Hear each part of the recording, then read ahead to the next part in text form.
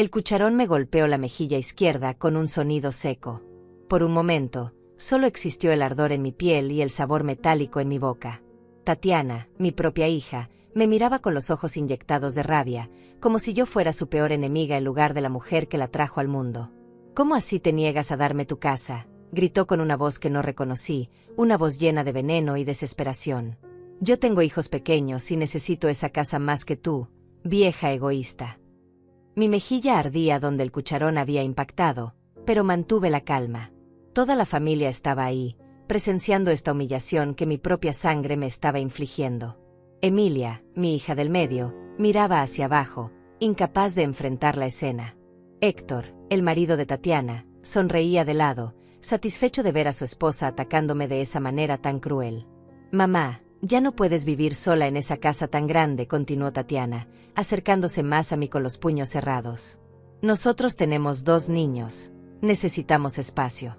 Tú puedes irte a vivir a un apartamento pequeño, algo más apropiado para tu edad». Las palabras me atravesaron como cuchillos, pero no mostré dolor. No podía. No después de todo lo que había descubierto sobre ella en las últimas semanas. Los documentos escondidos, las conversaciones telefónicas que escuché por casualidad, los planes que tenía para mí una vez que consiguiera lo que quería.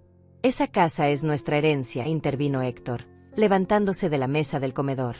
«Tatiana es tu hija mayor, tiene derecho a quedarse con la propiedad familiar. Además, nosotros podemos mantenerla mejor que tú».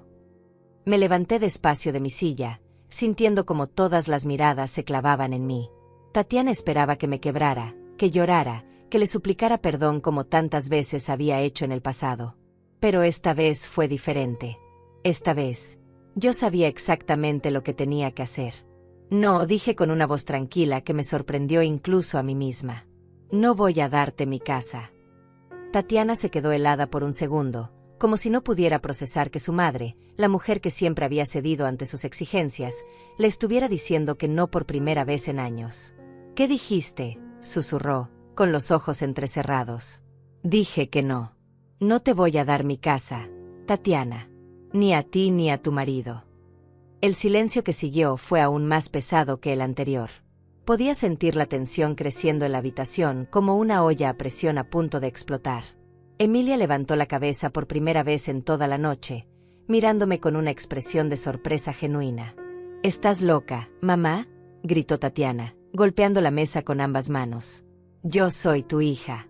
Tengo más derecho a esa casa que nadie».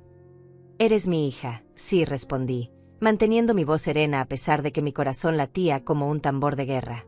«Pero eso no te da derecho a humillarme, a golpearme, o a exigirme lo que no te corresponde».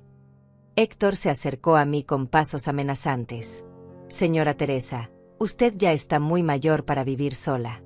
Lo que mi esposa está pidiendo es lo más sensato. Nosotros podemos cuidar mejor de esa propiedad». «Cuidar de la propiedad», repetí, sintiendo una sonrisa amarga formarse en mis labios.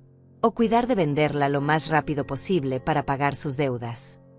Las palabras salieron de mi boca antes de que pudiera detenerlas. Vi como el rostro de Héctor se puso pálido y como Tatiana dio un paso atrás, con los ojos muy abiertos. «¿De qué estás hablando, mamá?», preguntó Emilia, finalmente participando en la conversación. Pero yo ya había dicho demasiado. O tal vez, no lo suficiente. Durante semanas había estado guardando secretos, recolectando información, preparándome para este momento. Ellos no sabían que yo había escuchado sus conversaciones telefónicas, que había visto los documentos que Tatiana había falsificado, que conocía cada detalle de sus planes para deshacerse de mí. «No estoy hablando de nada», mentí, volviendo a mi tono calmado. «Solo estoy diciendo que mi casa es mía, y seguirá siendo mía hasta el día que yo muera». Tatiana me miró con una mezcla de odio e incredulidad. «Esto no va a quedar así, mamá. No puedes hacernos esto. Nosotros somos tu familia». «Sí», dije, dirigiéndome hacia la puerta de la cocina. «Somos familia. Pero al parecer, eso significa cosas muy diferentes para cada una de nosotras». Mientras salía de la cocina, pude escuchar a Tatiana gritándole a Héctor, culpándolo por haber presionado demasiado. Emilia trataba de calmar los ánimos, pero su voz sonaba perdida, confundida. Y yo, por primera vez en meses, Me sentí completamente en control. Ellos no sabían que yo ya tenía todo preparado, que había estado 3 pasos adelante de ellos durante semanas, que esta conversación no era el final de nada, sino apenas el comienzo de algo que había estado planeando con la paciencia de una mujer que había aprendido, a los 69 años, que a veces la venganza se sirve fría, pero siempre se sirve completa. Esa noche no pude dormir. Me quedé sentada en mi cama, tocando la mejilla donde el cucharón había dejado una marca rojiza que ya comenzaba a hincharse. No era la primera vez que Tatiana me faltaba el respeto, pero nunca había llegado al punto de agredirme físicamente delante de toda la familia. Mientras miraba por la ventana de mi habitación, las imágenes de los últimos 2 años comenzaron a desfilar por mi mente como una película que no quería ver, pero que tampoco podía apagar. Todo comenzó después del funeral de mi esposo Roberto. Durante 45 años de matrimonio, él había sido mi compañero, mi protector, el hombre que siempre ponía a Tatiana en su lugar cuando ella se pasaba de la raya. Pero cuando Roberto murió de un infarto fulminante una mañana de enero, algo cambió en la dinámica familiar. Era como si su muerte hubiera liberado algo oscuro en mi hija mayor, algo que había estado contenido durante décadas. Los primeros meses después del funeral, Tatiana se mostraba comprensiva y cariñosa. Venía a visitarme todos los días, me traía comida casera, se quedaba a conversar conmigo durante horas. Yo pensaba que finalmente habíamos encontrado la conexión madre-hija que siempre había deseado. Qué ingenua fui al creer que su súbita atención era genuina. La primera señal de alarma llegó cuando comenzó a preguntar sobre los documentos de la casa. «Mamá, ¿dónde guardas la escritura de la propiedad?», me preguntaba mientras fingía ayudarme a organizar los papeles de Roberto. Es importante que sepamos dónde están todos los documentos importantes, por si pasa algo. Al principio, su interés me pareció natural. Después de todo, era lógico que como hija mayor quisiera estar al tanto de los asuntos familiares. Pero con el tiempo, sus preguntas se volvieron más insistentes, más específicas. Quería saber sobre las cuentas bancarias, sobre el seguro de vida de Roberto, sobre cada centavo que habíamos ahorrado durante décadas de trabajo honesto. Héctor también cambió después de la muerte de Roberto. Antes, apenas me dirigía la palabra cuando venía de visita. Era cordial, pero distante, como corresponde a un yerno que respeta los límites familiares. Pero después del funeral, comenzó a mostrar un interés extraño en mi bienestar. «Señora Teresa, usted no debería vivir sola en esta casa tan grande», me decía con una sonrisa que no llegaba a sus ojos. «Es peligroso para una mujer de su edad». Las visitas de Tatiana comenzaron a incluir recorridos por toda la casa. Caminaba por cada habitación como si la estuviera evaluando, tomando medidas mentales, imaginando cambios. «Esta habitación sería perfecta para los niños», comentaba mientras revisaba el cuarto que había sido de Emilia cuando era pequeña. «Y aquí podríamos poner una oficina para Héctor». Yo escuchaba estos comentarios con una mezcla de confusión y creciente alarma. ¿Cuándo habíamos pasado de hablar sobre mi seguridad a planificar cómo redistribuir mi casa? ¿En qué momento mi hija había decidido que yo ya no tenía derecho a vivir en el hogar que Roberto y yo habíamos construido con tanto esfuerzo? La situación empeoró cuando Tatiana comenzó a criticar cada aspecto de mi vida independiente. Si me veía cocinando, me regañaba por usar la estufa. «Es peligroso, mamá. Podrías provocar un incendio». Si salía a caminar por el barrio, me acusaba de ser imprudente. «¿Qué pasa si te caes? ¿Qué pasa si te asaltan? Ya no tienes edad para andar sola por la calle». Cada crítica venía acompañada de la misma solución: mudarme a un apartamento más pequeño y darle mi casa a ella y a su familia. «Sería lo mejor para todos, mamá. Nosotros podríamos cuidar de la propiedad, y tú estarías más segura en un lugar apropiado para tu edad». Emilia, por su parte, mantenía una neutralidad que me dolía casi tanto como la hostilidad abierta de Tatiana. Cuando yo intentaba hablar con ella sobre el comportamiento de su hermana, siempre encontraba excusas. «Mamá, Tatiana solo está preocupada por ti. Tiene 2 niños pequeños y muchas responsabilidades. Tal vez deberías considerar su propuesta». Pero la gota que derramó el vaso llegó hace 3 semanas, cuando encontré a Tatiana en mi habitación, revisando los cajones de mi cómoda. Estaba tan concentrada en su búsqueda que no me escuchó llegar. Cuando le pregunté qué estaba haciendo, se sobresaltó como si hubiera visto un fantasma. «Solo estaba buscando una aspirina, mamá. Me duele mucho la cabeza». Era una mentira obvia. Las aspirinas estaban en el botiquín del baño, no en mi cajón de ropa interior. Pero no dije nada. Solo la observé mientras fingía buscar una pastilla que sabía que no estaba ahí. Esa noche, después de que se fuera, revisé cada cajón, cada rincón de mi habitación. Faltaban documentos. Nada importante aparentemente, solo algunas facturas viejas y recibos de servicios. Pero su ausencia me confirmó lo que ya sospechaba. Tatiana estaba planeando algo, y yo era demasiado ingenua para ver la trampa que se tejía a mi alrededor. Fue entonces cuando decidí comenzar a observar más cuidadosamente, a escuchar conversaciones telefónicas, a prestar atención a miradas que creían que no veía, a documentar cada comentario sospechoso. Y lo que descubrí me rompió el corazón de una manera que nunca creí posible.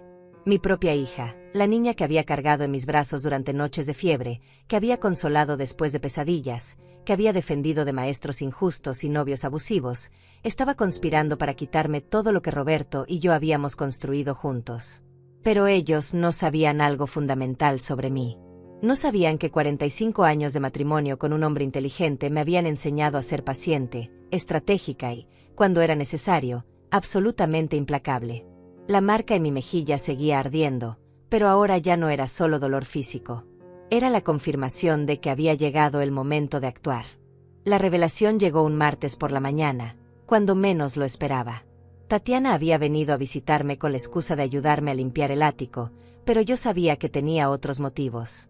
Durante las últimas semanas había desarrollado una especie de sexto sentido para detectar cuando mi hija estaba tramando algo. Había cierta tensión en sus hombros, una forma particular de evitar mi mirada, un nerviosismo que se manifestaba en la manera obsesiva en que se mordía las uñas. «Mamá, ¿por qué no bajas a preparar un café mientras yo organizo estas cajas?», me sugirió con una sonrisa demasiado amplia. «Hay mucho polvo aquí arriba, no es bueno para tus pulmones». Fingí estar de acuerdo y bajé las escaleras haciendo más ruido del necesario, como si realmente fuera una anciana frágil que necesitaba aferrarse al pasamanos para no caer. Pero en lugar de ir a la cocina, me quedé parada al pie de la escalera, escuchando cada movimiento que hacía arriba. El sonido de cajas siendo movidas, papeles siendo revisados, y luego, el inconfundible ruido de su teléfono al marcar un número. «Héctor, ya encontré lo que buscábamos», susurró, pero su voz se filtró claramente a través del techo de madera vieja. «Están aquí todos los documentos originales de la casa. También encontré una copia del testamento de papá». Mi corazón se detuvo. Roberto había hecho ese testamento hace 5 años, y yo era la única que sabía dónde estaba guardado. O al menos, eso creía hasta ese momento.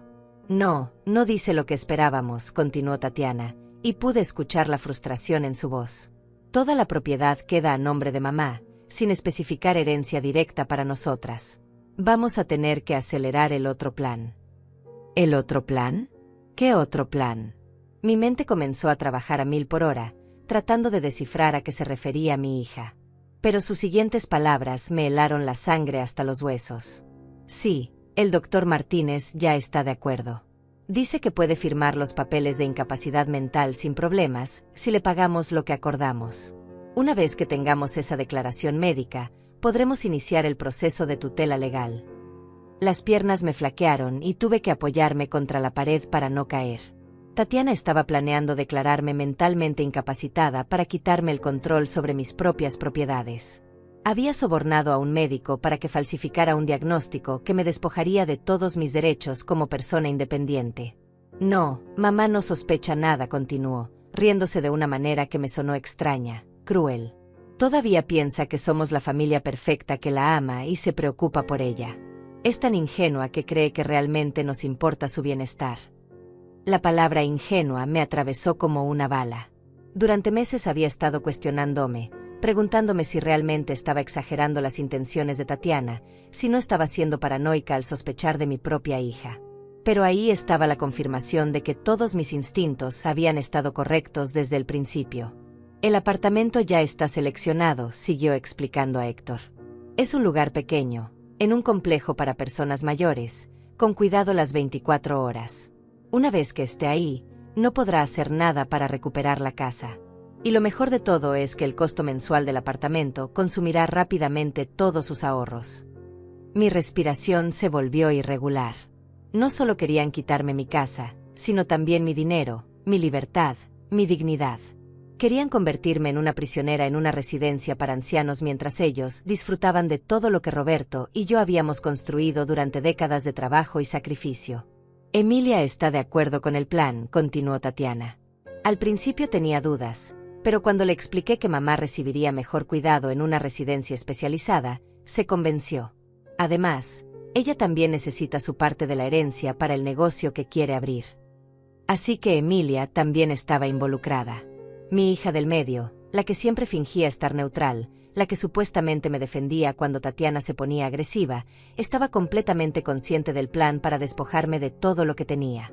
No necesitamos decirle nada hasta que todo esté listo, dijo Tatiana, y pude escuchar cómo se movía por el ático, probablemente fotografiando documentos con su teléfono. Entre menos sepa, mejor. Así no podrá tomar ninguna medida para defenderse. La conversación continuó por varios minutos más, pero yo ya no podía procesar las palabras. Mi mente estaba en shock, tratando de asimilar la magnitud de la traición que acababa de descubrir. Mis propias hijas, la sangre de mi sangre, estaban conspirando para robarme todo lo que tenía y encerrarme en un lugar donde nadie pudiera escuchar mis protestas. Cuando finalmente escuché que Tatiana terminaba la llamada, corrí silenciosamente hacia la cocina y comencé a preparar café con manos temblorosas. Minutos después, ella bajó del ático con una expresión satisfecha en el rostro, cargando una caja de documentos viejos. Ya terminé de organizar arriba, mamá, me dijo con esa sonrisa falsa que ahora reconocía como una máscara perfectamente ensayada. Había muchos papeles viejos que ya no necesitas. Los voy a llevar para quemarlos en mi casa, así no ocupan espacio aquí. Gracias, hija, respondí, manteniendo mi voz tranquila a pesar de que por dentro sentía como si me estuviera desmoronando.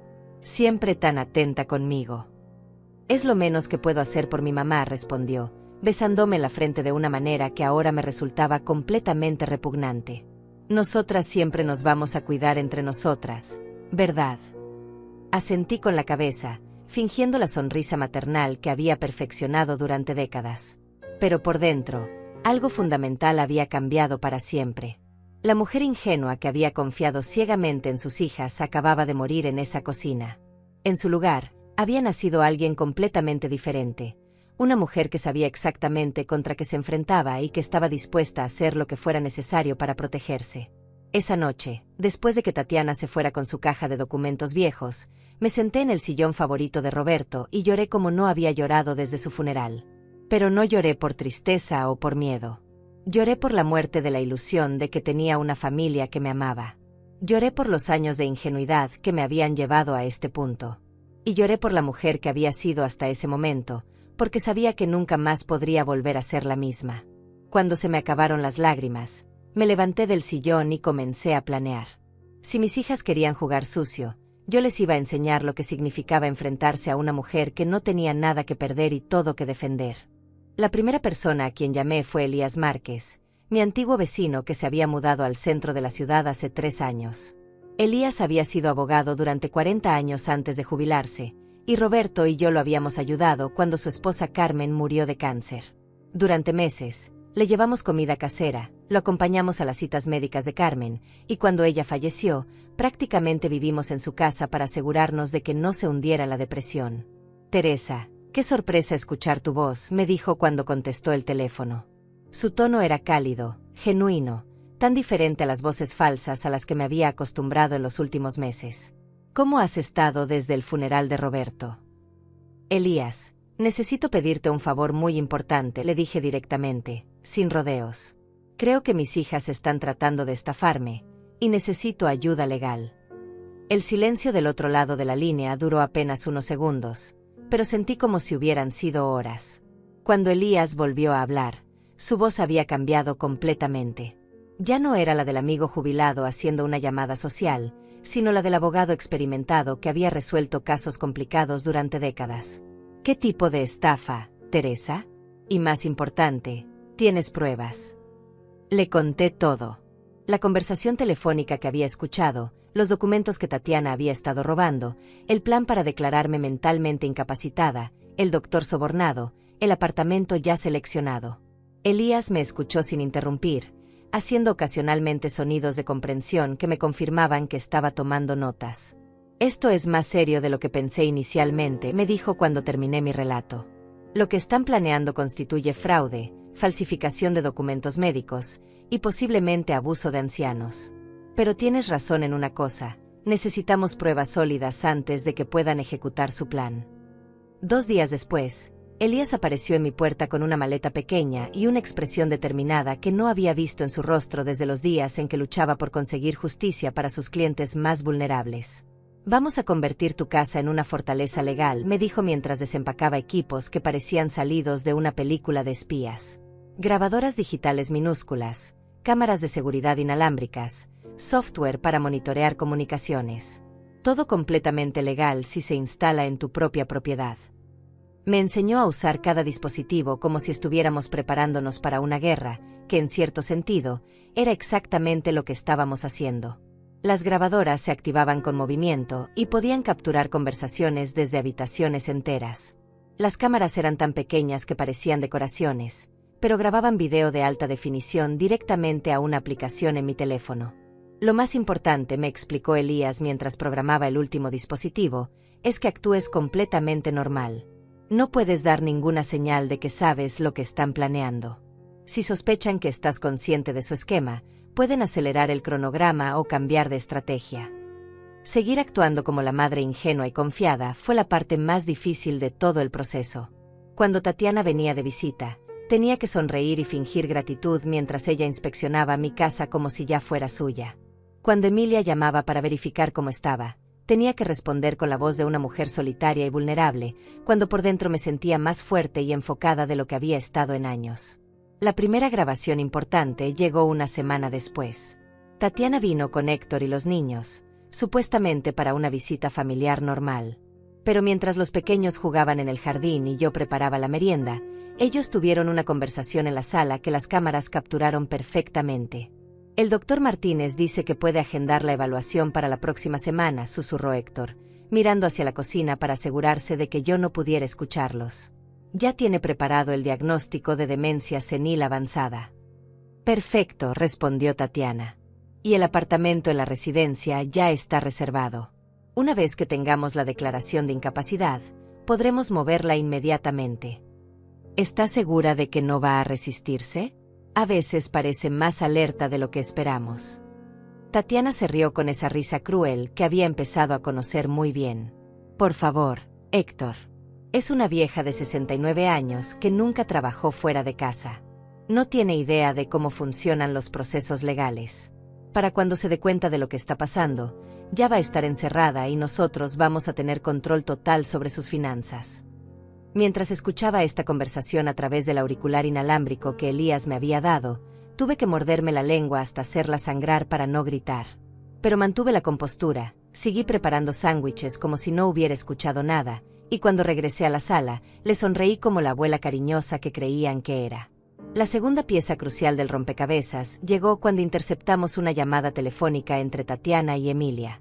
Elías había instalado un dispositivo que podía grabar ambos lados de las conversaciones telefónicas que se hacían desde mi casa, y Tatiana cometió el error de usar mi teléfono fijo para una llamada que creía privada. Emilia, ya hablé con el contador, decía Tatiana. Una vez que tengamos control sobre las finanzas de mamá, podremos vender la casa inmediatamente. El mercado inmobiliario está muy bueno ahora, probablemente podamos conseguir por lo menos $300,000. ¿Y qué pasa con mamá?, preguntó Emilia, con una voz que sonaba ligeramente incómoda. ¿Qué pasa con ella que va a estar bien cuidada en la residencia? Es más, va a estar mejor ahí que viviendo sola como una ermitaña. Y nosotras finalmente vamos a poder usar el dinero de la familia para cosas importantes. Cosas importantes como qué. Como los préstamos que Héctor debe por el negocio que fracasó. Como la hipoteca de nuestra casa que está atrasada 3 meses. Como la educación de tus hijos y los míos. Mamá ya vivió su vida, ahora es nuestro turno de disfrutar lo que papá trabajó tanto para dejarnos. Esa conversación me reveló algo que no había sospechado. El plan de mis hijas no nacía solo de la codicia, sino de la desesperación financiera. Héctor había perdido dinero en inversiones fallidas, Tatiana estaba a punto de perder su casa, y Emilia necesitaba fondos para expandir su consulta médica. Habían decidido que la solución a todos sus problemas era convertir a su madre en una prisionera y saquear su patrimonio. Pero cada grabación, cada pieza de evidencia que recolectábamos, solo fortalecía mi determinación. Elías me había explicado que en los casos de abuso de ancianos, la clave estaba en demostrar premeditación y conspiración. No bastaba comprobar que querían quedarse con mi dinero, teníamos que demostrar que habían planeado cuidadosamente despojarme de mi capacidad legal para lograrlo. Durante las siguientes 2 semanas, mi casa se convirtió en un centro de operaciones silencioso. Yo seguía actuando como la viuda solitaria y vulnerable, pero por las noches, Elías y yo revisábamos grabaciones, organizábamos evidencia y preparábamos una estrategia legal que sería devastadora cuando finalmente la ejecutáramos. Teresa, me dijo Elías una noche mientras organizábamos los archivos de audio y video que habíamos recolectado. Quiero que entiendas algo importante. Una vez que expongamos esto, no hay vuelta atrás. Tus hijas van a enfrentar consecuencias legales serias. Estamos hablando de cargos criminales, no solo de un pleito familiar. Miré las fotografías de Tatiana y Emilia en la repisa de la chimenea, fotos de cuando eran niñas pequeñas, inocentes, llenas de amor por su madre. Por un momento, sentí una punzada de dolor al pensar en lo que estaba a punto de hacer. Pero luego recordé la risa cruel de Tatiana cuando hablaba de encerrarme, recordé cómo habían planeado robarme no solo mi dinero, sino mi libertad y mi dignidad. Elías, le dije con una voz más firme de la que había usado en meses. Hace tiempo que dejaron de ser mis hijas. Ahora son simplemente criminales que resulta que comparten mi apellido. El plan para la confrontación final tenía que ser perfecto. Elías y yo pasamos días enteros diseñando cada detalle, cada movimiento, cada palabra que se diría durante lo que él llamaba la noche de la justicia. Habíamos recolectado suficiente evidencia para enviar a Tatiana y Héctor a la cárcel por fraude, conspiración e intento de abuso de ancianos, pero yo quería algo más que una simple denuncia policial. Quería que enfrentaran su vergüenza públicamente, delante de toda la familia, de la misma manera que me habían humillado a mí. Vamos a organizar una cena familiar, le dije a Tatiana cuando la llamé un martes por la mañana, usando mi voz más frágil y derrotada. He estado pensando en lo que me dijiste sobre la casa, y creo que tienes razón. Ya no puedo seguir viviendo sola aquí. El silencio del otro lado de la línea duró apenas unos segundos antes de que Tatiana respondiera, pero pude escuchar la emoción contenida en su voz cuando finalmente habló. Mamá, me alegra mucho escuchar que estás siendo razonable sobre esto, me dijo, tratando de sonar comprensiva en lugar de triunfante. ¿Qué tienes en mente exactamente? Quiero que vengan todos el sábado por la noche. Tú, Héctor, los niños, Emilia también. Vamos a hablar sobre el futuro, sobre la casa, sobre todo lo que necesitamos resolver. Haré una cena especial, como en los viejos tiempos cuando tu papá estaba vivo. ¿Estás segura, mamá? No quiero que te sientas presionada a tomar decisiones importantes si no estás lista. La hipocresía en su voz me causó náuseas, pero mantuve mi tono de mujer mayor cansada y confundida. Estoy lista, hija. De hecho, he estado hablando con un abogado sobre cómo transferir la propiedad de la manera más sencilla posible. Quiero que todo esté claro y legal. Esa última parte no era mentira, solo que el abogado en cuestión tenía planes muy diferentes a los que Tatiana imaginaba. El sábado llegó más rápido de lo que esperaba. Elías había llegado temprano esa mañana para hacer los ajustes finales a nuestro plan. Las cámaras estaban estratégicamente posicionadas para capturar cada ángulo del comedor, las grabadoras estaban ocultas en lugares donde nadie pensaría buscar, y habíamos preparado copias de toda la evidencia en múltiples dispositivos como respaldo. Recuerda, me dijo Elías mientras verificaba por última vez que todos los equipos funcionaran correctamente, tienes que dejar que ellos hablen primero. Que se incriminen solos antes de que presentemos las pruebas. Mientras más confiados se sientan, más probable es que digan algo que no puedan negar después. A las 6 de la tarde comenzaron a llegar. Primero Emilia, con una botella de vino y una sonrisa nerviosa que me confirmó que sabía exactamente lo que se suponía que iba a pasar esa noche. Luego Tatiana y Héctor con los niños, quienes corrieron inmediatamente al jardín para jugar mientras los adultos hablábamos. Mamá, la casa huele deliciosa, me dijo Tatiana, besándome la mejilla con más afecto del que había mostrado en meses. Es tu famoso pollo al horno. Con todos los acompañamientos que les gustaban cuando eran pequeñas, respondí, dirigiéndolos hacia el comedor donde había puesto mi mejor vajilla y las copas de cristal que solo usábamos en ocasiones especiales. Durante la primera hora, la conversación fue sorprendentemente normal. Hablamos sobre el trabajo de Emilia, sobre los niños de Tatiana, sobre las pequeñas cosas cotidianas que comparten las familias normales. Pero yo podía sentir la tensión creciendo en la habitación, especialmente en Héctor, quien miraba constantemente su reloj como si tuviera algún lugar importante donde estar. Finalmente, después del postre, Tatiana decidió abordar el tema que realmente los había traído.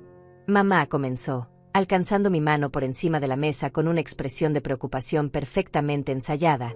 Queremos hablar contigo sobre lo que discutimos por teléfono. Sobre tu futuro y sobre la casa. Sí, dije, fingiendo incertidumbre. He estado pensando mucho en eso.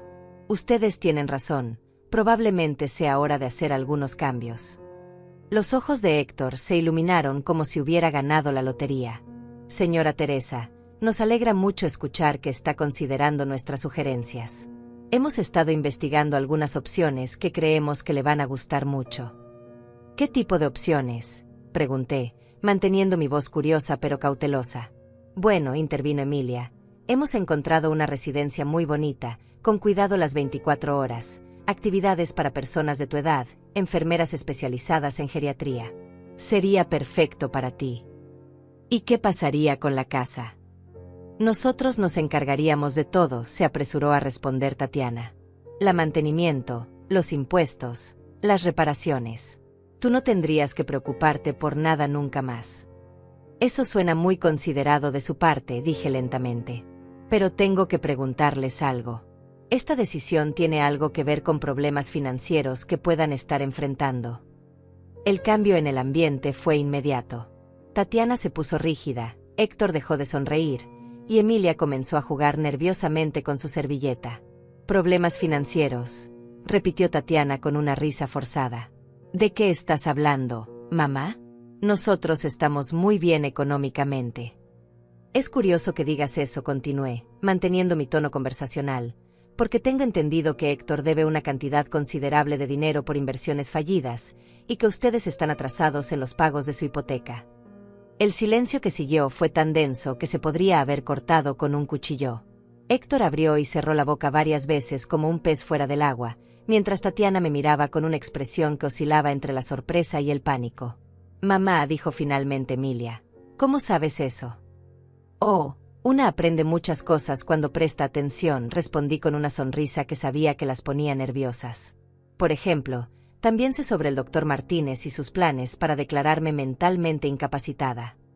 Esta vez, el shock en sus rostros fue tan evidente que casi me dio lástima. Casi. No sé de qué estás hablando, murmuró Tatiana, pero su voz salió quebrada y poco convincente. ¿No? Qué extraño.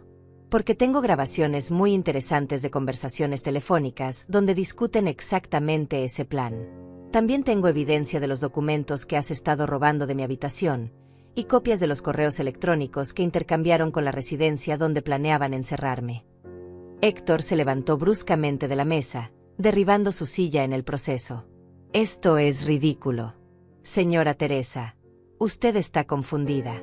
Nadie está tratando de hacerle daño. Siéntate, Héctor, le dije con una voz que no admitía discusión. La conversación apenas está empezando. Fue en ese momento cuando Elías emergió del pasillo donde había estado esperando la señal convenida. Su presencia cambió completamente la dinámica de la habitación, transformando lo que parecía ser una discusión familiar en algo mucho más serio. Buenas noches, dijo Elías con su voz profesional de abogado. Soy Elías Márquez, representante legal de la señora Teresa López. Creo que tenemos varias cosas importantes que discutir esta noche. El rostro de Tatiana se puso completamente pálido. Mamá, ¿qué está pasando aquí? Lo que está pasando, respondí, sintiendo como la fuerza regresaba a mi voz después de meses de fingir debilidad, es que finalmente van a escuchar la verdad sobre lo que significa traicionar a la familia. La expresión en el rostro de Tatiana cuando vio a Elías fue como ver a alguien que acabara de darse cuenta de que había caminado directamente hacia una trampa. Sus ojos se movían rápidamente entre él y yo, tratando de procesar cómo su plan perfecto se había convertido de repente en una pesadilla. Mamá, no entiendo qué está pasando aquí, dijo con una voz que temblaba ligeramente, pero aún trataba de mantener esa fachada de hija preocupada. ¿Por qué trajiste a un abogado a una cena familiar? Porque esta ya no es una cena familiar, respondí, disfrutando del poder que sentía al finalmente poder hablar con honestidad después de semanas de fingir. Esto es una investigación criminal. Elías se acercó a la mesa con un maletín negro que colocó cuidadosamente sobre la superficie de madera. El sonido metálico de los seguros abriéndose resonó por todo el comedor como si fuera una sentencia de muerte. Señoras, señor, comenzó Elías con esa voz profesional que había perfeccionado durante décadas en las cortes. Durante las últimas 3 semanas, hemos estado recopilando evidencia sobre una conspiración para cometer fraude contra una persona mayor, falsificación de documentos médicos y planificación de secuestro virtual. Esto es completamente ridículo, explotó Héctor, poniéndose de pie nuevamente. No vamos a quedarnos aquí escuchando estas acusaciones absurdas. En realidad, sí se van a quedar, dije con una calma que me sorprendió incluso a mí misma. Porque si tratan de irse antes de que terminemos, Elías va a llamar inmediatamente a la policía y van a ser arrestados esta misma noche. Emilia, quien había permanecido en silencio desde la llegada de Elías, finalmente encontró su voz. Mamá, si hay algún malentendido, podemos resolverlo en familia. No necesitamos involucrar a extraños. ¿Extraños?, repetí, sintiendo como la rabia que había estado conteniendo durante semanas comenzaba a filtrarse en mi voz. Elías es un extraño, pero el doctor corrupto que sobornaron para declararme loca es familia. El silencio que siguió fue tan pesado que podía sentir el peso de la culpa aplastando a mis hijas. Tatiana se había hundido en su silla, ya no tratando de mantener la pretensión de inocencia. Héctor caminaba de un lado al otro como un animal enjaulado, y Emilia no podía levantar la vista de sus manos. Déjame explicarles exactamente lo que sabemos, continuó Elías, extrayendo una carpeta gruesa de su maletín. Tenemos grabaciones de audio donde discuten los detalles específicos de su plan para declarar a la señora López mentalmente incapacitada. Tenemos evidencia fotográfica de documentos robados de su habitación. Tenemos registros de comunicaciones con el doctor Martínez sobre el soborno para falsificar un diagnóstico médico. Con cada pieza de evidencia que mencionaba, veía cómo la esperanza se desvanecía de los rostros de mis hijas. Pero lo que más me dolía no era su miedo, sino la ausencia total de remordimiento. Incluso enfrentadas con la evidencia de su traición, no veía arrepentimiento en sus ojos, solo pánico por haber sido descubiertas. También tenemos, agregó Elías, sacando otro conjunto de documentos, evidencia de que ya habían seleccionado y reservado un espacio en una residencia para ancianos, con la intención de trasladar a la señora López en contra de su voluntad una vez que obtuvieran el control legal sobre sus decisiones. ¿Y saben qué es lo más perturbador de todo esto?, dije, levantándome de mi silla y caminando lentamente alrededor de la mesa. No es solo que planearan robarme mi casa y mi dinero. Es que planeaban robarme mi libertad, mi dignidad, mi derecho a decidir sobre mi propia vida. Tatiana finalmente levantó la vista hacia mí, y por primera vez en meses, vi algo parecido a la vulnerabilidad en sus ojos. Mamá, nosotras solo estábamos tratando de protegerte. Pensamos que sería mejor para ti tener cuidado profesional. Protegerme. La palabra salió de mi boca como una carcajada amarga. ¿Sobornar a un médico para declararme loca es protegerme? ¿Planear vender mi casa antes de que siquiera estuviera muerta es protegerme? No era así como iba a pasar, murmuró Emilia, pero su voz sonaba poco convincente incluso para ella misma. ¿No? Porque tengo una grabación muy interesante donde Tatiana le dice a Héctor que una vez que me tuvieran encerrada, podrían vender la casa inmediatamente y usar el dinero para pagar sus deudas. El rostro de Héctor se puso rojo de ira. Basta ya. No vamos a quedarnos aquí siendo interrogados como criminales. Pero es que son criminales, respondí con una calma que me sorprendió. Y van a ser tratados como tales. Elías abrió otra sección de su maletín y extrajo lo que parecía ser una grabadora digital. Me gustaría reproducir algunas de las conversaciones que hemos documentado, para que no quede ninguna duda sobre las intenciones reales detrás de este plan. El primer audio comenzó a reproducirse, e inmediatamente reconocí la voz de Tatiana hablando por teléfono con Héctor sobre encontrar los documentos en el ático. Mientras sus propias palabras llenaban el comedor, vi cómo su rostro se descomponía gradualmente. Están aquí todos los documentos originales de la casa. También encontré una copia del testamento de papá. La voz grabada de Héctor respondía, ¿y qué dice? No dice lo que esperábamos. Toda la propiedad queda a nombre de mamá, sin especificar herencia directa para nosotras. Vamos a tener que acelerar el otro plan. Cuando llegamos a la parte donde Tatiana describía cómo yo era tan ingenua que creía que realmente les importaba mi bienestar, vi lágrimas formándose en los ojos de Emilia. Pero no eran lágrimas de arrepentimiento, eran lágrimas de frustración por haber sido atrapada. Esa grabación fue hecha ilegalmente, dijo Héctor desesperadamente. No puede ser usada en un proceso legal. En realidad, respondió Elías con una sonrisa que no llegaba a sus ojos, fue grabada en la propiedad privada de la señora López, con su consentimiento completo. Es completamente admisible en cualquier corte. La segunda grabación comenzó a reproducirse, esta vez la conversación entre Tatiana y Emilia sobre vender la casa y usar el dinero para sus propias necesidades. Cuando Tatiana decía, mamá ya vivió su vida, ahora es nuestro turno de disfrutar lo que papá trabajó tanto para dejarnos, vi como Emilia cerraba los ojos como si las palabras fueran puñales. Ya escucharon suficiente, les dije cuando Elías pausó la grabadora. Ahora van a escuchar qué va a pasar a continuación. Tatiana me miró con una expresión que era parte súplica, parte desafío. Mamá, todavía somos familia. Podemos resolver esto entre nosotras. No, respondí con una firmeza que había encontrado en las profundidades de mi dolor. Ustedes rompieron esa familia el momento que decidieron traicionarme. Ahora van a enfrentar las consecuencias de sus decisiones. El silencio que siguió fue como el ojo de un huracán, esa calma tensa que precede a la destrucción total. Podía ver en sus rostros que finalmente estaban comenzando a comprender la magnitud de lo que habían perdido, no solo en términos legales, sino en términos de la relación que habían destruido para siempre. Pero esto era solo el comienzo. La verdadera revelación, el golpe que los dejaría sin aliento, aún estaba por venir. Elías extrajo de su maletín una tablet y la colocó en el centro de la mesa, de manera que todos pudieran ver la pantalla claramente.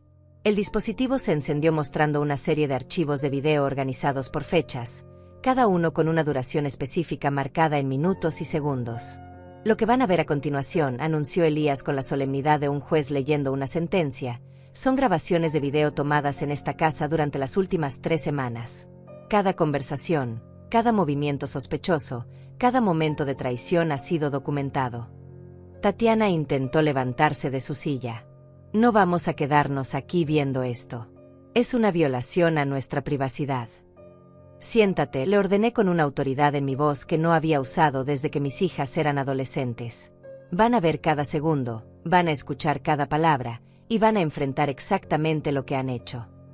El primer video comenzó a reproducirse. Era la grabación de Tatiana en mi habitación, revisando mis cajones mientras yo supuestamente estaba en la cocina preparando café. En la pantalla, se podía ver claramente cómo mi hija fotografiaba documentos con su teléfono y los guardaba en su bolso. Esto fue hace 2 semanas, expliqué mientras el video continuaba. Cuando me dijiste que estabas buscando aspirinas en mi cajón de ropa interior. El rostro de Tatiana se puso blanco como el papel. En la grabación, se la veía revisando sistemáticamente cada papel, cada documento, fotografiando todo lo que consideraba importante. No había nada de casual o accidental en sus movimientos. Era claramente una operación premeditada. Mamá, yo puedo explicar eso, murmuró, pero su voz sonaba hueca. ¿Explicar qué? ¿Explicar por qué robaste documentos de mi habitación? ¿Explicar por qué mentiste sobre buscar aspirinas? No hay explicación que pueda justificar esto, Tatiana. El segundo video era aún más devastador. Mostraba a Héctor y Tatiana en mi sala, hablando en susurros mientras revisaban papeles que habían sacado de mi escritorio. La calidad del audio era perfecta, capturando cada palabra de su conversación sobre el doctor Martínez y el plan para declararme incompetente. Una vez que tengamos la declaración de incapacidad, podremos moverla inmediatamente, decía la voz de Héctor en la grabación. El apartamento en la residencia ya está reservado. Y lo mejor de todo, respondía Tatiana en el video, es que el costo mensual del apartamento consumirá rápidamente todos sus ahorros. Para cuando se dé cuenta de lo que está pasando, ya no tendrá recursos para defenderse. Emilia ahogó un gemido al escuchar estas palabras. Tatiana, ¿cómo pudiste decir eso? Tú estabas de acuerdo con el plan, explotó Tatiana, girándose hacia su hermana con ojos llenos de desesperación. No finjas ahora que no sabías lo que estábamos haciendo. El tercer video confirmó las palabras de Tatiana. Mostraba una conversación telefónica entre Emilia y Tatiana, donde mi hija del medio expresaba sus dudas iniciales, pero finalmente aceptaba participar en el esquema cuando Tatiana le prometió una parte del dinero de la venta de la casa. Necesito esos fondos para expandir mi consulta, decía Emilia en la grabación. Pero tiene que parecer que todo es por el bien de mamá. Por supuesto, respondía Tatiana. Siempre vamos a decir que es para su propio bienestar. Nadie va a cuestionar que queremos lo mejor para nuestra madre anciana. Mientras el video continuaba, pude ver cómo Emilia se desmoronaba lentamente en su silla. Su fachada de neutralidad, su pretensión de ser la hija responsable que solo quería lo mejor para mí, se desintegró completamente. Pero el video más impactante aún estaba por venir. Elías abrió un archivo que mostraba una reunión que había tenido lugar en mi propia cocina, cuando yo supuestamente había salido a hacer compras. Las 3 personas presentes eran Tatiana, Héctor y el doctor Martínez. Doctor, necesitamos que el diagnóstico sea lo suficientemente severo para justificar la tutela completa, decía Héctor en la grabación, deslizando un sobre por la mesa hacia el médico. Demencia senil avanzada con episodios de paranoia, respondía el doctor Martínez, contando discretamente el dinero dentro del sobre. Eso debería ser suficiente para que cualquier juez apruebe la transferencia de custodia. ¿Y qué pasa si ella trata de buscar una segunda opinión?, preguntaba Tatiana. Para ese momento ya estará bajo su custodia legal. No podrá tomar decisiones médicas por sí misma. El silencio en el comedor era ensordecedor. Incluso Héctor había dejado de caminar de un lado al otro y se había quedado inmóvil, como una estatua de la culpabilidad. Este video, anunció Elías, muestra claramente conspiración criminal, soborno de un funcionario médico y planificación premeditada para privar a una persona de sus derechos civiles básicos. No pueden usar eso en nuestra contra, murmuró el doctor Martínez, quien había permanecido en silencio hasta ese momento. Yo no sabía que estaban grabando. Doctor, le dije, mirándolo directamente a los ojos, usted aceptó dinero para falsificar un diagnóstico médico que me habría despojado de mi libertad. No solo pueden usar esto en su contra, sino que van a usarlo. El último video de la secuencia mostraba algo que ninguno de ellos esperaba ver. Era una grabación de una conversación que había tenido lugar la semana anterior, cuando Tatiana y Héctor visitaron la residencia para ancianos donde planeaban encerrarme. En el video, se podía ver a Tatiana inspeccionando la habitación que habían seleccionado para mí, una celda diminuta con barrotes en las ventanas y una cama de hospital en lugar de mi propio mobiliario. ¿Cuánto tiempo generalmente tardan los residentes en adaptarse?, preguntaba Tatiana a la administradora de la residencia. Los primeros meses pueden ser difíciles, respondía la mujer, especialmente para pacientes que son traídos en contra de su voluntad. Pero tenemos medicamentos que pueden ayudar con la transición. ¿Qué tipo de medicamentos?, quería saber Héctor. Sedantes suaves, antidepresivos, cosas que los mantienen calmados y cooperativos. Tatiana sonreía en el video. Perfecto. Queremos que esté lo más cómoda posible durante su transición. Cuando el video terminó, el silencio en la habitación era como el de una tumba. Mis hijas no solo habían planeado robarme mi casa y mi dinero, habían planeado drogarme para mantenerme sumisa mientras vivía el resto de mi vida como una prisionera. Ahora, dije, levantándome de mi silla y caminando lentamente alrededor de la mesa, alguien quiere seguir fingiendo que esto era por mi propio bien. Nadie respondió. Tatiana tenía lágrimas corriendo por sus mejillas, pero no eran lágrimas de arrepentimiento. Eran lágrimas de una mujer que había sido atrapada en su propia red de mentiras y manipulaciones. El doctor Martínez ya ha sido arrestado, anunció Elías casualmente. Confesó todo a cambio de una sentencia reducida. Los agentes federales están esperando afuera para arrestar al resto de los conspiradores. La expresión de pánico total que se extendió por los rostros de mis hijas habría sido cómica si no hubiera sido tan trágica. Finalmente estaban comenzando a entender que sus acciones tenían consecuencias reales, que no podrían mentir o manipular para salir de esta situación. Pero aún tenía una revelación más, la más devastadora de todas. Me dirigí hacia el aparador antiguo que había pertenecido a mi madre, el mismo donde Roberto y yo habíamos guardado los documentos más importantes durante décadas. Mis manos temblaron ligeramente cuando abrí el cajón superior, no por nerviosismo, sino por la anticipación de lo que estaba a punto de revelar. Antes de que lleguen los agentes, dije, extrayendo una carpeta de cuero marrón que mis hijas nunca habían visto antes, hay algunas cosas que necesitan saber sobre las consecuencias legales de sus acciones.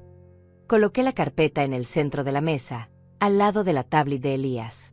El silencio era tan profundo que podía escuchar el tic-tac del reloj de pared que había marcado el tiempo en esta casa durante más de 30 años. Hace 3 meses comencé, abriendo la carpeta para revelar documentos oficiales con sellos notariales. Cuando empecé a sospechar de sus verdaderas intenciones, tomé ciertas medidas preventivas. Tatiana se inclinó hacia adelante, tratando de leer los documentos desde su posición. ¿Qué tipo de medidas? Para empezar, dije, sacando el primer documento, transferí oficialmente la propiedad de esta casa a un fideicomiso irrevocable. Ese fideicomiso especifica que yo puedo vivir aquí hasta mi muerte, pero que la propiedad nunca puede ser vendida, hipotecada o transferida a ninguna de ustedes. El color se drenó completamente del rostro de Héctor. ¿Qué significa eso exactamente? Elías tomó el documento y lo examinó brevemente antes de responder. Significa que incluso si hubieran logrado declararla incompetente y obtener tutela legal sobre ella, nunca habrían podido tocar esta propiedad. El fideicomiso es completamente independiente de su capacidad mental o legal. Eso no es todo, continué, disfrutando de la expresión de horror creciente en sus rostros. También transferí todos mis ahorros, cuentas de retiro y pólizas de seguro a ese mismo fideicomiso. Ninguna de ustedes tendrá acceso a un solo centavo de mi dinero, sin importar lo que me pase. Emilia finalmente encontró su voz. Mamá, ¿estás diciendo que nos has desheredado completamente? No, respondí con una sonrisa que sabía que era cruel. Estoy diciendo que sus acciones las han desheredado a sí mismas. El fideicomiso tiene cláusulas muy específicas sobre lo que sucede con los beneficiarios que cometen crímenes contra el creador del fideicomiso. Saqué otro documento de la carpeta. Este es un informe completo de un investigador privado que contraté para examinar sus situaciones financieras. Héctor, tus deudas de juego ascienden a más de $200,000. Tatiana, están a punto de ejecutar la hipoteca de tu casa porque no han hecho pagos en 4 meses. Emilia, tu consulta médica está al borde de la bancarrota porque invertiste mal el dinero de tus pacientes. La información cayó sobre ellos como una bomba. Nunca se habían dado cuenta de que yo conocía los detalles específicos de sus crisis financieras, las verdaderas razones detrás de su desesperación por obtener mi dinero. ¿Cómo sabías?, murmuró Tatiana. Porque a diferencia de ustedes, yo no subestimé a mi oponente, respondí. Mientras ustedes planeaban robarme, yo estaba 3 pasos adelante, preparándome para protegerme de mi propia familia. Elías extrajo otro conjunto de documentos de su maletín. También tenemos aquí órdenes de restricción temporales que prohíben a cualquiera de ustedes acercarse a la señora López o a esta propiedad una vez que sean liberados bajo fianza. Liberados bajo fianza, repitió Héctor, su voz quebrándose por primera vez en toda la noche. Los cargos incluyen conspiración para cometer fraude, intento de secuestro, soborno de funcionarios públicos y abuso de ancianos, enumeró Elías metódicamente. Dependiendo de cómo se desarrolle el caso, podrían estar enfrentando entre 5 y 20 años de prisión. El tercer documento que saqué de la carpeta era quizás el más devastador de todos. Anuncié, es mi Nuevo Testamento. Reemplaza completamente cualquier documento anterior que puedan haber visto o copiado. Tatiana extendió una mano temblorosa hacia el documento. ¿Puedo? Por supuesto, dije, deslizando el testamento hacia ella. Después de todo, es su futuro el que está escrito ahí. Mientras Tatiana leía, pude ver cómo su expresión pasaba de esperanza desesperada a shock total. Sus labios se movían silenciosamente mientras procesaba las palabras, y gradualmente comenzó a comprender las implicaciones completas de lo que estaba leyendo. Según este Nuevo Testamento, expliqué para beneficio de todos, toda mi herencia será donada a organizaciones benéficas que trabajan con víctimas de abuso de ancianos. Ustedes no recibirán absolutamente nada. Pero nosotras somos tus hijas, gimoteó Emilia. Tiene que haber algo. Sí, son mis hijas, admití. Y como sus acciones han demostrado claramente que no tienen respeto por mi bienestar o mi dignidad, he decidido que mi legado será ayudar a otros ancianos que podrían enfrentar el mismo tipo de traición que ustedes intentaron infligirme. El documento final en la carpeta era una carta dirigida a mis nietos, los hijos pequeños de Tatiana. También establecí un fideicomiso educativo para mis nietos, expliqué. Pero ese dinero estará administrado por instituciones financieras independientes y solo estará disponible para gastos educativos verificados. Ustedes nunca tendrán acceso a esos fondos. Héctor finalmente explotó. Esto es una locura. No puede desheredar a toda su familia solo porque cometimos algunos errores. ¿Algunos errores?, repetí, sintiendo como la furia que había estado conteniendo durante semanas finalmente emergía a la superficie. ¿Planear drogarme y encerrarme en contra de mi voluntad son algunos errores? ¿Sobornar a un médico para declararme loca son algunos errores? ¿Robar documentos de mi casa y planear vender mi hogar antes de que siquiera estuviera muerta son algunos errores? Me levanté de mi silla y caminé hacia la ventana, mirando hacia la calle donde podía ver las luces de los vehículos policiales que se acercaban. Durante 69 años, he sido una madre dedicada, una esposa fiel, una mujer que sacrificó sus propios sueños para asegurar que su familia tuviera todo lo que necesitaba. Y ustedes decidieron que todo eso no valía nada comparado con su codicia. Cuando me volví para enfrentar a mis hijas, vi algo que me rompió el corazón de una manera completamente diferente. No vi arrepentimiento en sus ojos. No vi remordimiento por el dolor que me habían causado. Solo vi resentimiento porque su plan había fallado. Las consecuencias de sus acciones van más allá de la prisión y la pérdida de la herencia, continué. Van a tener que vivir el resto de sus vidas sabiendo que destruyeron a su propia familia por dinero. Van a tener que explicar a sus hijos por qué su abuela ya no forma parte de sus vidas. Los pasos en el porche delantero indicaron que había llegado el momento final. Elías caminó hacia la puerta, pero antes de abrirla, se volvió hacia mis hijas una última vez. Tengo una pregunta, dijo con curiosidad genuina. Durante todo este proceso, ¿alguna vez consideraron simplemente hablar honestamente con su madre sobre sus problemas financieros?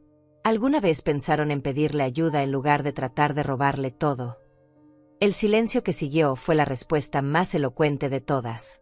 Porque la verdad era que nunca habían considerado tratarme como un ser humano con derecho a tomar mis propias decisiones. Para ellas, yo era simplemente un obstáculo entre ellas y lo que consideraban que les pertenecía por derecho. Cuando se abrió la puerta y entraron los agentes federales, supe que mi vida anterior había terminado oficialmente. La mujer que había sido madre ante todo, que había puesto las necesidades de sus hijos por encima de las suyas propias durante décadas, había muerto en esta habitación esta noche. En su lugar, había nacido alguien completamente diferente, una mujer libre. 3 meses después de esa noche, me desperté en una habitación que no reconocía inmediatamente. Por un momento de pánico, pensé que tal vez el plan de mis hijas había funcionado después de todo, que me habían logrado encerrar en esa residencia que habían seleccionado para mí. Pero entonces vi las cortinas de encaje que yo misma había cosido, los libros apilados en la mesita de noche que había estado leyendo, y recordé dónde estaba realmente. Esta era mi nueva habitación, en mi nueva casa, en un pueblo pequeño a 200 kilómetros de distancia del lugar donde había vivido durante 45 años. Una casa que había comprado con mi propio dinero, bajo un nombre que había elegido libremente, en un lugar donde nadie sabía mi historia pasada. Me levanté lentamente, sintiendo los dolores normales de una mujer de 69 años, pero también sintiendo algo que no había experimentado en décadas, una sensación de posibilidad ilimitada. Cada día era mío para decidir cómo vivirlo. Cada decisión era mía para tomar sin tener que considerar las necesidades, demandas o manipulaciones de nadie más. La casa era pequeña pero perfecta para mis necesidades. 2 habitaciones, una cocina luminosa con ventana hacia el jardín, una sala donde había colocado los pocos muebles que había decidido conservar de mi vida anterior. No había fotografías familiares en las paredes. Había tomado la decisión consciente de no llevar nada que me recordara a las personas que habían tratado de destruirme.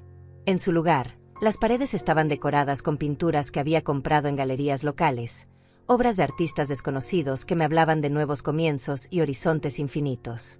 Había descubierto que tenía buen ojo para el arte, algo que nunca había podido explorar cuando cada centavo tenía que ser discutido y justificado ante una familia que monitoreaba cada uno de mis gastos. Mi rutina matutina había evolucionado naturalmente durante estos meses. Café en la terraza trasera mientras observaba los pájaros que visitaban el comedero que había instalado. Lectura del periódico local, no para buscar noticias sobre el juicio que se desarrollaba en mi ciudad anterior, sino para conectarme con la vida de mi nueva comunidad. Desayuno simple pero nutritivo, preparado exactamente como me gustaba, sin tener que considerar las preferencias o restricciones dietéticas de nadie más. Alrededor de las 10 de la mañana, caminaba hasta el centro del pueblo. Era un recorrido de 20 minutos que me había vuelto familiar y confortable. La panadería donde compraba pan fresco y donde la dueña, Carmen, siempre me guardaba el último croissant de almendra porque había aprendido que era mi favorito. La librería donde pasaba horas explorando géneros que nunca había tenido tiempo de leer cuando mi vida giraba alrededor de las necesidades de otros. La farmacia donde el farmacéutico me conocía por mi nombre y me preguntaba genuinamente sobre mi bienestar. En estas interacciones simples y honestas, había redescubierto algo que había olvidado que existía: la posibilidad de relaciones humanas basadas en respeto mutuo en lugar de obligación familiar o manipulación emocional. Una vez por semana, recibía una llamada de Elías con actualizaciones sobre el proceso legal. Tatiana y Héctor habían sido sentenciados a 7 años de prisión cada uno. Emilia había recibido una sentencia menor, 3 años con libertad condicional, debido a su cooperación con la fiscalía y su aparente menor participación en los aspectos más criminales del plan. El doctor Martínez había perdido su licencia médica y cumplía una sentencia de 2 años en prisión federal. ¿Alguna de ellas ha intentado contactarte?, me preguntaba Elías durante cada llamada. No directamente, respondía siempre. Pero he recibido algunas cartas que no abro. Era cierto. Durante el primer mes después de mudarme, llegaban cartas dirigidas a mi nombre anterior, enviadas a una dirección que técnicamente ya no existía para mí pero que el servicio postal había reenviado. Todas tenían el sello de la prisión donde estaba Tatiana. Las primeras las había quemado sin abrir. Las más recientes las guardaba en una caja en el armario, no porque tuviera intención de leerlas algún día, sino porque representaban un tipo de evidencia de que había logrado algo que muchas víctimas de abuso familiar nunca consiguen: escapar completamente. Mis tardes las dedicaba a actividades que había descubierto que me daban placer genuino. Jardinería en el pequeño espacio trasero donde había plantado tomates, hierbas aromáticas y flores que atraían mariposas. Clases de pintura en el centro comunitario, donde había conocido a otras mujeres de mi edad que también estaban redescubriendo quiénes eran fuera de los roles que la sociedad y la familia les habían asignado. Una de estas mujeres, Alma Rosales, se había convertido en algo parecido a una amiga verdadera. También era viuda, pero a diferencia de mí, había tenido la sabiduría de mantener límites claros con sus hijos adultos desde el principio. Cuando le conté mi historia, no me miró con lástima o horror, sino con comprensión y una especie de respeto feroz. Lo que hiciste requirió un coraje extraordinario, me había dicho durante una de nuestras caminatas vespertinas por el parque local. La mayoría de las mujeres de nuestra generación nunca encuentran la fuerza para romper con la familia, sin importar cuán tóxica sea. No me sentí valiente, le había respondido honestamente. Me sentí como si no tuviera opción. Pero esa es exactamente la definición de valor, había insistido. Hacer lo correcto cuando no tienes opción. Las noches eran el momento más revelador de mi nueva vida. En lugar de quedarme despierta preocupándome por problemas que no podía controlar, o esperando llamadas telefónicas que traerían nuevas demandas o crisis familiares, me acostaba temprano con un libro o simplemente me sentaba en silencio, disfrutando de la paz total que rodeaba mi nueva existencia. Había noches cuando me preguntaba si había tomado la decisión correcta. No sobreexponer a mis hijas, eso nunca lo dudaba, sino sobre cortar completamente el contacto con ellas. Había momentos cuando recordaba a las niñas pequeñas que habían sido, cuando me preguntaba si en algún lugar dentro de las mujeres criminales en las que se habían convertido, aún existían las hijas que había amado tan intensamente. Pero luego recordaba la risa cruel en la voz de Tatiana cuando describía cómo me drogarían para mantenerme sumisa. Recordaba la falta total de remordimiento en sus ojos cuando fueron arrestadas. Recordaba que incluso enfrentadas con evidencia irrefutable de su traición, nunca habían ofrecido una disculpa genuina o mostrado arrepentimiento real. La verdad era que las hijas que había amado probablemente habían dejado de existir años atrás, reemplazadas gradualmente por personas que solo veían valor en lo que podían extraer de otros. Mi error no había sido crear monstruos, sino no reconocer que se habían convertido en monstruos hasta que fue casi demasiado tarde. Una mañana de jueves, exactamente 4 meses después de la noche de la exposición, recibí una visita inesperada. Era Javier, el hijo menor de Alma, quien trabajaba como periodista para un periódico regional. Había estado siguiendo mi historia a través de los reportes del juicio y quería hacerme una entrevista. Mi madre dice que usted podría estar interesada en compartir su experiencia, me explicó mientras nos sentábamos en mi terraza trasera. Hay muchas personas mayores que están enfrentando situaciones similares, pero no saben cómo protegerse o no tienen el coraje para tomar acción. Consideré su propuesta cuidadosamente. Durante meses había mantenido un perfil completamente bajo, evitando cualquier atención mediática. Pero gradualmente me di cuenta de que mi historia podría servir como advertencia y como inspiración para otros que se encontraran en situaciones similares. ¿Qué tipo de mensaje quiere transmitir?, le pregunté. Que nunca es demasiado tarde para defenderse, respondió sin vacilar. Que la familia no es una excusa para el abuso. Que las personas mayores tienen derecho a vivir con dignidad y respeto, sin importar lo que otros miembros de la familia crean que merecen. 2 semanas después, el artículo fue publicado. No usaba mi nombre real ni revelaba mi ubicación actual, pero contaba mi historia con suficiente detalle para que otros pudieran aprender de mi experiencia. La respuesta fue abrumadora. Cartas de lectores que habían enfrentado situaciones similares, llamadas de organizaciones de derechos de los ancianos pidiendo permiso para usar mi historia en sus materiales educativos, incluso contactos de abogados especializados en abuso de ancianos que querían discutir cómo mejorar las protecciones legales para víctimas en situaciones similares.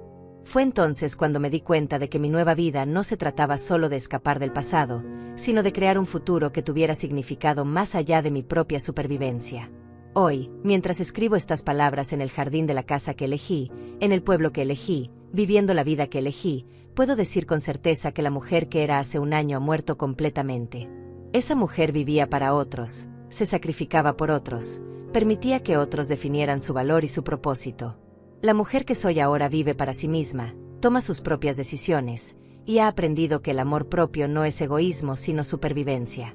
He aprendido que la familia verdadera no se define por la sangre sino por el respeto mutuo, la honestidad y el cuidado genuino por el bienestar del otro. Mi nombre ya no es el que me dieron mis padres o el que tomé cuando me casé. Mi nombre ahora es el que elegí cuando decidí comenzar de nuevo. Mi historia ya no es la de una víctima que sobrevivió a la traición de su familia. Mi historia apenas empieza.